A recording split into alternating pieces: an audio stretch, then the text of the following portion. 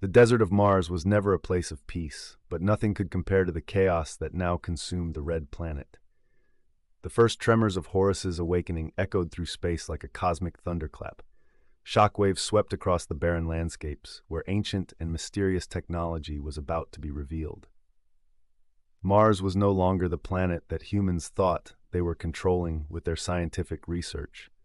Now, it had become a battlefield, and it all started with a choice we made.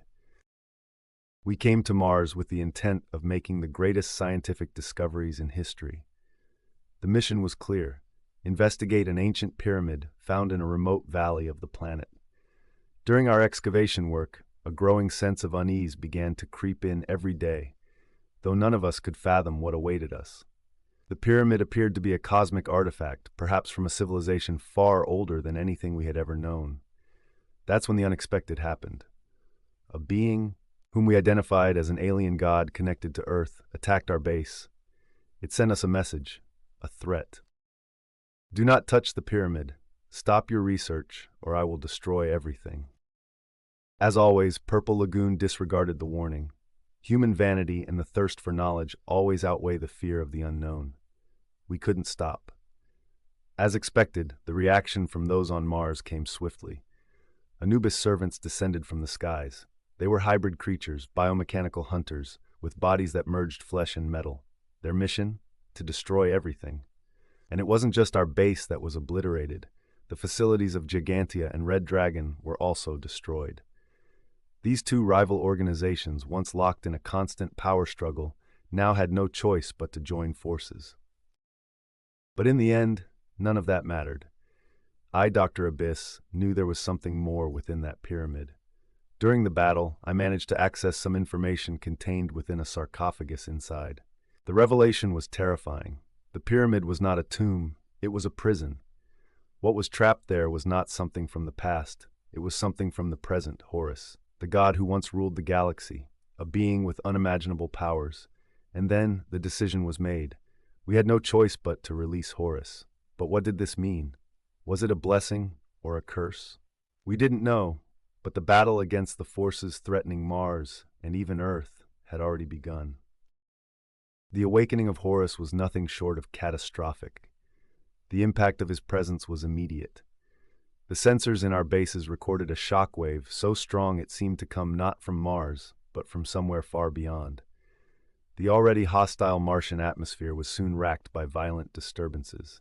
The dust storms, which were common on the planet, grew massive, as if the wind itself were being controlled by a supernatural force.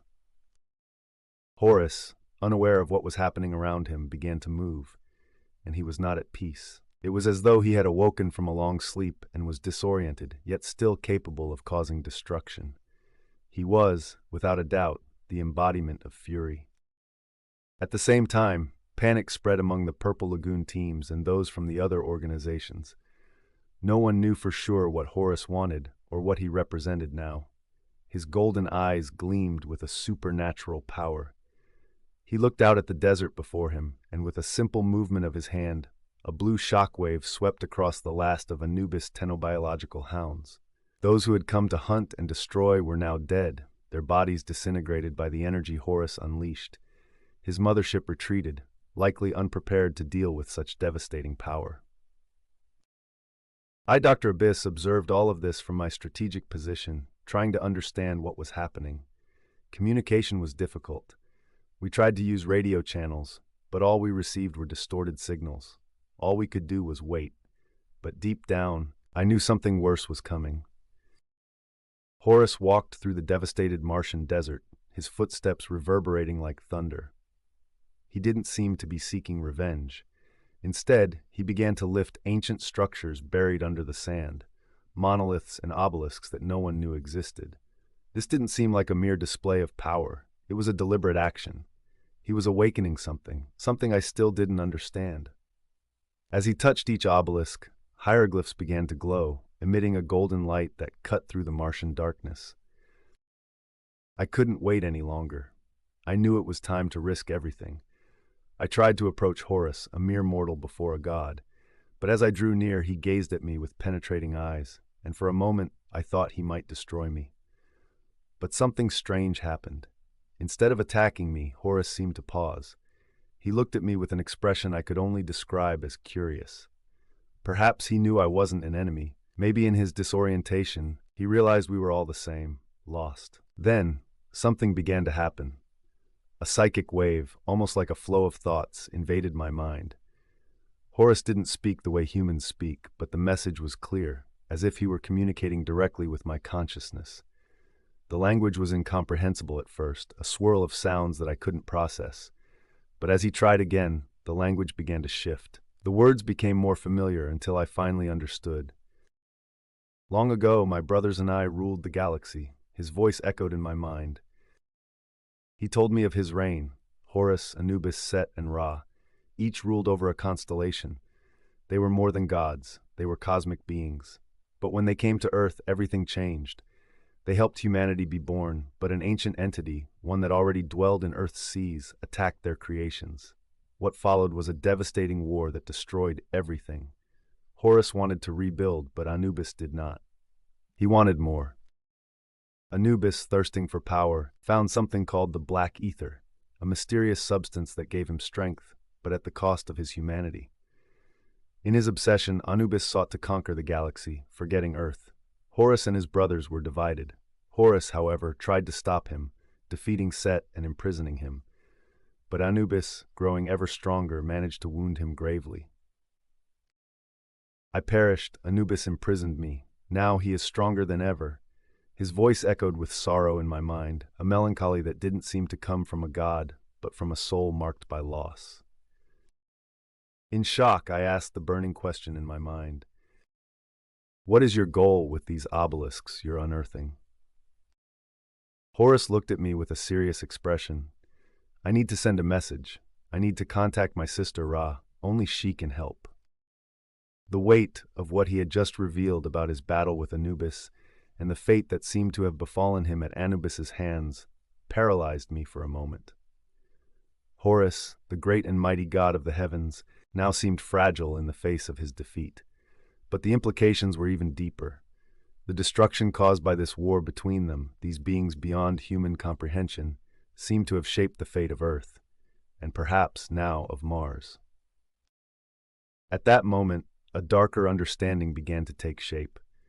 The flood, that cataclysmic event that human civilizations called the end of the world, was not just a legend. The revolt of the water entity caused something so devastating that it forced the gods to intervene directly. And Horus, in his attempt to save Earth, was defeated. But the story didn't end there. Horus was back, and the consequences of his awakening were unimaginable. If Anubis had become an unrecognizable force with the black ether, what did that mean for the present? Their battle was far from resolved, and its impact could be catastrophic for the entire universe. You don't understand, Horus continued, as if my own uncertainties had become clear to him. I woke up in a world I no longer recognize. I have no idea how Anubis came to Mars, or what he did with the power he acquired. The last time I battled him, he was strong, but not strong enough to defeat me completely. Now he must be an unrecognizable force, without limits.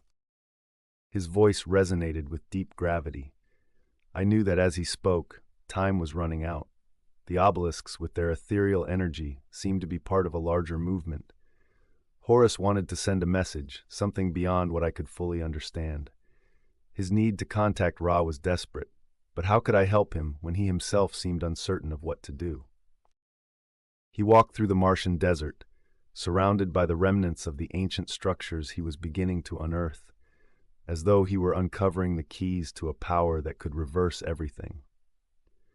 His hands, more imposing and ancient than any human could imagine, touched the obelisks with silent reverence, as if each touch were a prayer, a plea for what was lost to finally be recovered.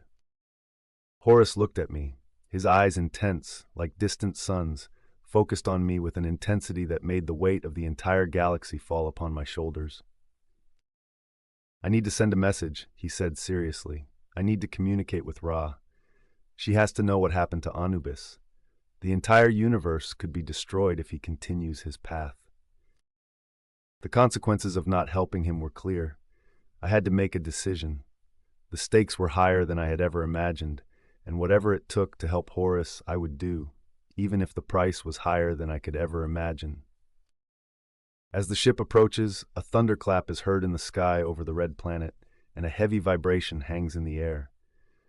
I, with my insignificance before these beings, didn't know what it was, but Horus recognized it. I couldn't tell if it was a threat or help. One thing was certain: humanity was now once again in the midst of a conflict between ancient gods.